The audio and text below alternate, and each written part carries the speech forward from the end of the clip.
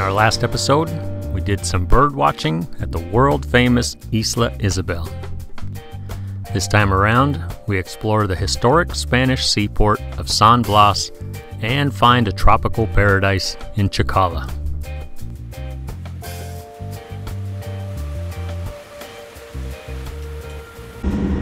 We came, we saw, we bird watched Isla Isabel.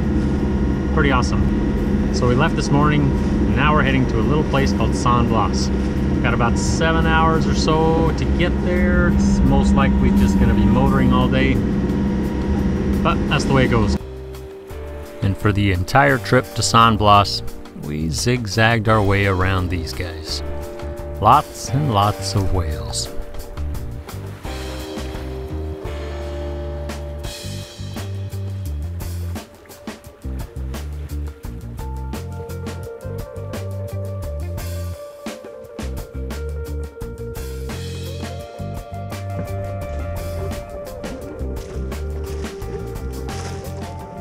What do you got? I got a mahi-mahi. He doesn't like it. Oh, he's jumping.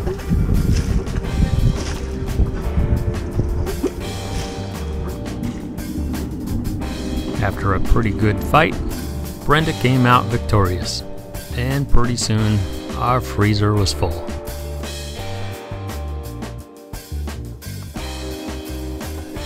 And just as the sun went down, we anchored in Bahia de Montechen, just outside of San Blas.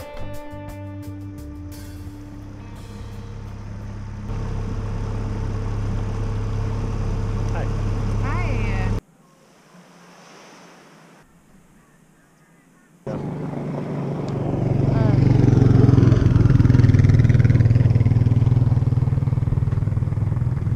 We made it to the mainland. Whoop whoop. We're officially in a little bay called Montechen, Bahia de Montechen, just outside of San Blas, and we're excited to be here. There's some pretty cool stuff to see. There's a lot of bugs here that bite you. Normally they go for me, but luckily they're going for Brenda. She's gonna be an itchy miss. There's apparently a bus somewhere on this dirt road that will take us into San Blas. We're gonna check out the city. It's an old Spanish seaport with some pretty interesting history, so we're gonna go see it. And once we arrived in San Blas, we worked our way straight to the top of the city to see some of the historical sites.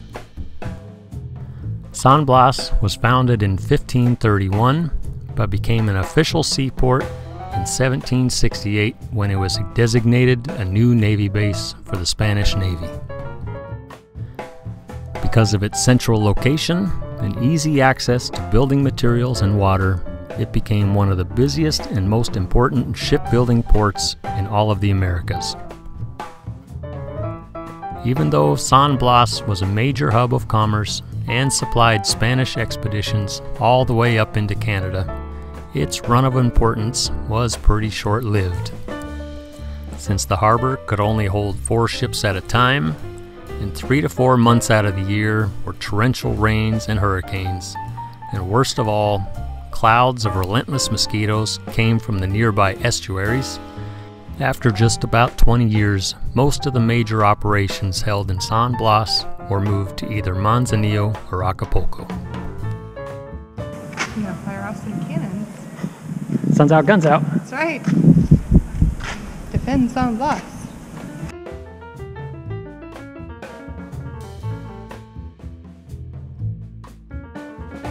And down in the center of town, this old church holds the bronze bells that were the inspiration to Henry Wadsworth Longfellow's famous poem, The Bells of San Blas.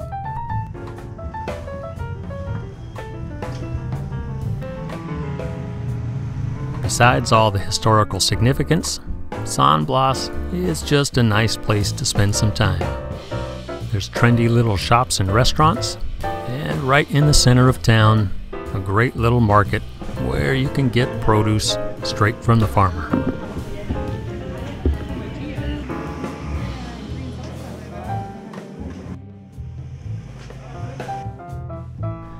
And the cost for 2 backpacks filled to the rim with freshly picked local fruits and veggies well, that was just about $7. And of course, no stop in San Blas would be complete without some of their freshly baked banana bread. Crocodiles, right there. Right on the side of the road. It's a pineapple filled with shrimp and veggies.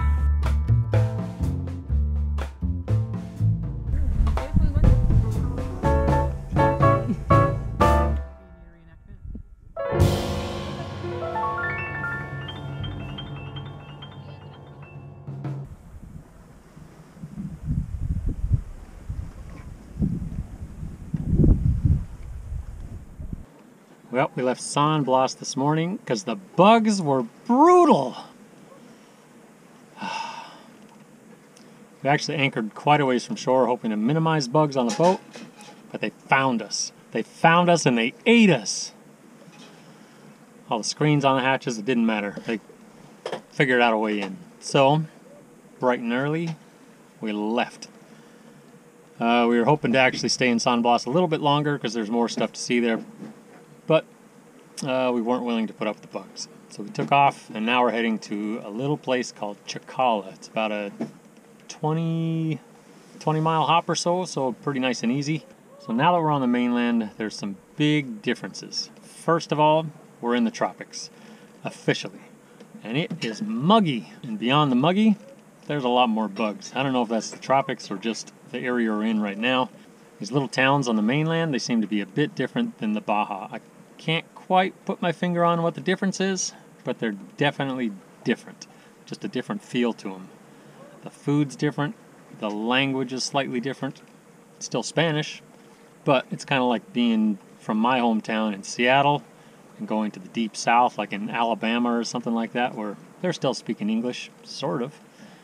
But it sounds totally different. So the Spanish over here is different than the Baja side.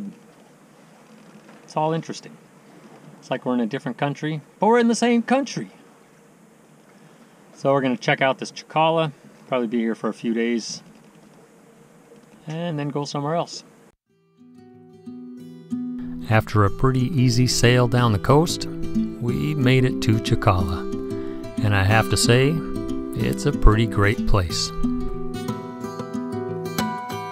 The town is nestled into the hillside and surrounded by a thick tropical jungle, and is home to about 400 residents. And the anchorage? Well, that's an ancient volcanic crater that's collapsed, leaving behind a pretty awesome bay. And then, of course, well, there's the beach. This is Chacala. Gonna go check in with the port captain. Check this place out.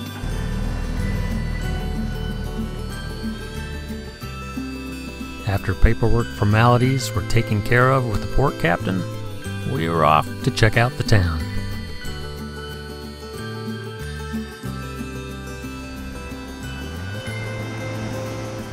And right beside this amazing little beach, we found the perfect little place to listen to a live jazz band, get some food, and watch the sun go down.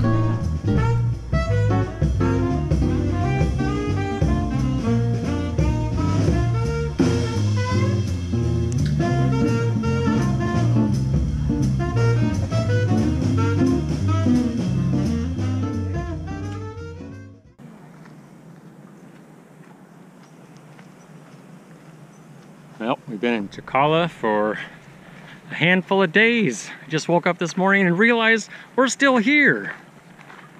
It's a pretty easy place to lose a little time, I think. But today, going for a hike up to an old volcanic caldera. Check it out.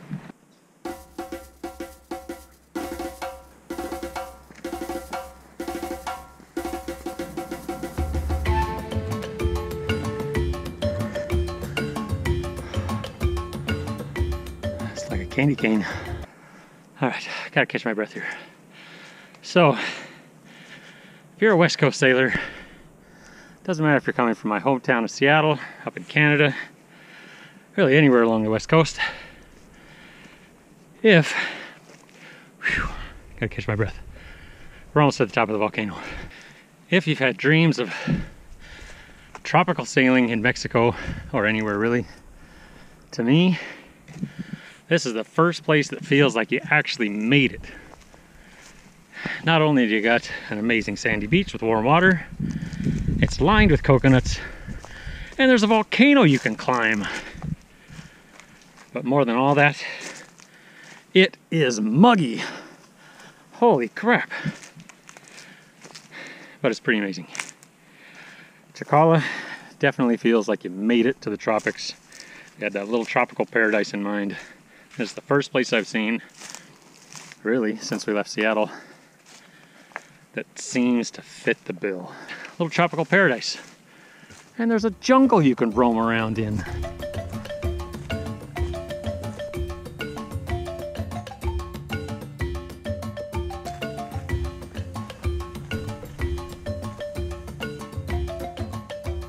We made it. It's the caldera. Millions of years ago, this now long dormant volcano left behind a near perfect circle of a crater. Pretty cool. And from the rim of that crater, we had a pretty great view of our little floating home and Chicala way off in the distance. That one doesn't really care. Yeah, it does. It's like they're really. On our way around the crater, well, we ran into these guys again. Traffic jam.